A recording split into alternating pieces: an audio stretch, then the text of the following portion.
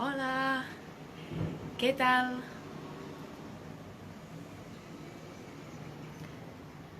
Esperem que es connecti la gent una mica. Què tal? Bon dia. Hola, hola. Espero uns segons més que es connecti una mica més de gent. I ja comencem. Què tal? Bon dia, avui fa solet. Bé, per qui no ho sàpiga, soc la Mar Blanc, la maduixa de Macedònia. Aquest directe l'estem fent perquè el grup Macedònia participem al Festival Contacontes, a la 17a edició del Festival Contacontes, que és un festival molt bonic que organitza l'obra social Sant Joan de Déu, que bàsicament es dedica a tenir cura de la gent més vulnerable. I, en fi, avui al directe us llegiré un conte del Premi Pilarín Vallès, que és del que es tracta el festival, de llegir contes del Premi Pilarín Vallès, que la veritat és que són preciosos. I bé, és un dels contes que estarà dintre del llibre que publicaran dels 20 contes guanyadors d'aquest Premi Pilarín Vallès. I la gràcia és que també dins d'aquest llibre doncs, hi haurà il·lustracions de la pròpia Pilarín i segur que serà un conte preciós. I res, que avui us llegiré un d'aquests contes que res, que... Sí, mira, Solidaritat Sant Joan de Déu pregunta si us agrada la fruita, perquè sí que és veritat que el conte d'avui té relació amb la fruita i és molt divertit perquè, clar, ens toca fer-ho nosaltres a Grup Macedònia i també ens ve molt de gust. Res, bueno, si us sembla ara començaré a llegir el conte. Aquest any la temàtica era la diversitat i us llegiré un conte de les alumnes i els alumnes de quart de primària de l'Escola Sagrat Cor de Terrassa, que tenen el pseudònim de Els Defensors de la Diversitat, i el seu conte es titula La riquesa està en les diferències. És un conte preciós, a mi m'ha semblat increïble. Si us sembla, començo a llegir-lo. Sí? Ja hi ha bastanta gent connectada. Va, comencem a llegir-lo, a veure què us sembla. A mi m'ha encantat. Vinguin, entrin i comprin a Cal Joan, la fruiteria més important de la comarca. Fruites fresquíssimes al millor preu. Avui tenim les pomes de Girona a 1,99 euros al quilo. Animeu-vos! Situem-nos en un petit poble de la comarca del Vallès Occidental anomenat Ullastrell. Allà hi viu en Joan, un home de 52 anys que porta treballant a la fruiteria del poble des que era ben petit. Els seus avis van decidir muntar el negoci l'any 1932 i des de llavors tota la família se n'ha fet càrrec. Bon dia, Joan! Caram, avui llences la casa per la finestra. Oh, i tant que m'aniran bé aquestes pomes per a la macedònia de fruites que li vull preparar a la meva dona. Bon dia, Miquel! Aprofita, que estan fresquíssimes! Com cada matí, en Joan aixecava la persiana ben d'hora. La fruiteria era a casa seva i allà s'hi passava moltíssimes hores al dia. Però a ell no li importava. Al contrari, vendre era la seva gran passió i cuidava la fruiteria fins a l'últim detall. Li agradava col·locar les fruites molt ben ordenades. Al primer prestatge hi col·locava les pomes i les peres. Al segon, les taronges i les llimones. I al tercer, els advocats, les pinyes i els plàtans. Bon dia, Joan! Cridava la transportista. Et porto la darrera comanda. Avui, amb una novetat afegida. Ha arribat una nova fruita de l'estranger, la papaia. A en Joan li encantava provar novetats i feia temps que n'havia sentit a parlar de les bones propietats de la papaia. Era la primera vegada que la provava i estava convençut que aquella nova fruita aportaria un aire fresc a la fruiteria i atrauria nous clients de tots els pobles veïns. La papaia va emprendre aquella nova aventura amb il·lusió i ganes de conèixer noves amigues fruites. Però, quan en Joan la va anar a col·locar a la prestatgeria, es va adonar que la botiga era ben plena de productes i no tenia un sol espai lliure per a ella. Senyora Papaia, va afegir, Em temo que hauràs de ser tu mateixa la que busquis un bon lloc on estar. Caldrà que comparteixis amb alguna altra fruita. La que tu prefereixis. Ja veuràs que totes són una cocada. Així és com va començar la recerca del seu lloc. La papaia va anar de prestatgeria en prestatgeria presentant-se i demanant permís per quedar-se. Hola, bon dia, sóc la papaia i vinc de l'altra banda de l'Atlàntic. Que em podria quedar a la vostra prestatgeria? Ui, ens encantaria fer una nova amiga, van contestar les pomes. Però no tens el mateix pes que nosaltres i deus tenir un preu diferent. T'aconsellem que preguntis les altres fruites a veure si s'assemblen més a tu. Després, ho va provar amb les peres. Bon dia, peres. M'han dit que aquí puc tenir un lloc per quedar-m'hi. Oh, bé, ens agradaria, però tu no ets de la nostra espècie i podríem despistar els clients, no creus? Potser sí que teniu raó. Jo no sóc pas una pera. No us preocupeu, seguiré buscant.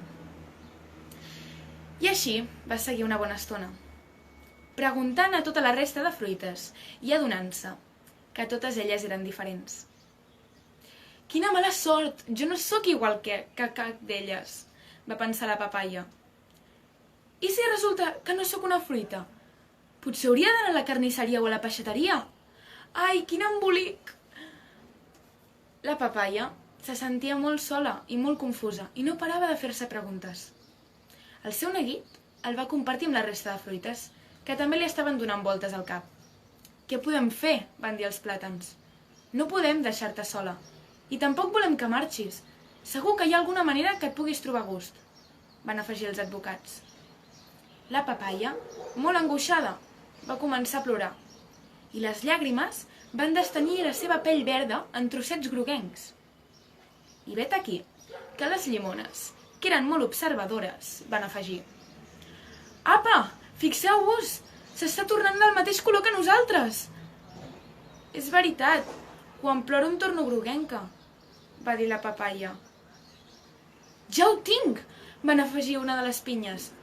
Ja he trobat la manera, fixeu-vos bé. Totes som espècies diferents, però som fruites i, per tant, compartim coses en comú. Per exemple, nosaltres tenim el mateix color que les llimones. Les peres, els advocats i la papaia tenen la mateixa forma. Les taronges i les llimones tenen un gust semblant i serveixen per combatre els constipats. Els plàtans necessiten créixer en un clima tropical com l'advocat i la papaia i... Tens raó! Van cridar alhora totes les altres fruites. Ja ho tenim! Així doncs, va afegir la papaia, només cal que canviem l'organització dels prestatges perquè jo m'hi pugui quedar, oi? Esclar, això ho hem de comunicar al senyor Joan amb urgència. Dit i fet, les fruites van explicar al senyor Joan la seva voluntat de canviar la distribució de la fruiteria. Cada setmana canviarien la consigna per fer-ho més divertit i per compartir els prestatges amb companyes diferents i veure la fruiteria des de nous punts de vista. Una setmana s'agruparien per colors, una altra per formes, una altra per sabors, una altra per les propietats. Quina bona idea! Aquesta sí que no me la pensava, va afegir en Joan. Serem la fruiteria més original de tota la demarcació. Avui ja ha passat un mes des d'aquella sàvia decisió i les fruites estan de celebració. Des de llavors, en Joan no ha parat de fer caixa. Ha estat tot un èxit. Cada dilluns es formen llargues cues perquè els clients juguen a endevinar el motiu de la distribució de la setmana. Fins i tot, quan està animat, en Joan organitza concursos i s'ha convertit en un dels fruiters pioners del gremi. Mama, anem a la fruiteria! Tinc ganes de descobrir com estan col·locades les fruites avui, deia en Miquel. Que podré berenar fruita avui? Preguntava en Pau. Crec que avui estan organitzades per colors. Els plàtans amb les llimones, les peres amb la papaia i algunes pomes. Així és com les fruites protagonistes d'aquesta història es van adonar que tots som diferents, però també tenim coses en comú.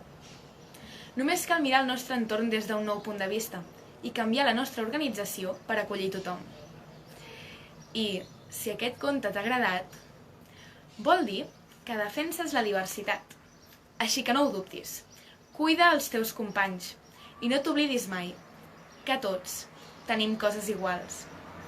Busca la riquesa en les diferències. Bé, i fins aquí el conte.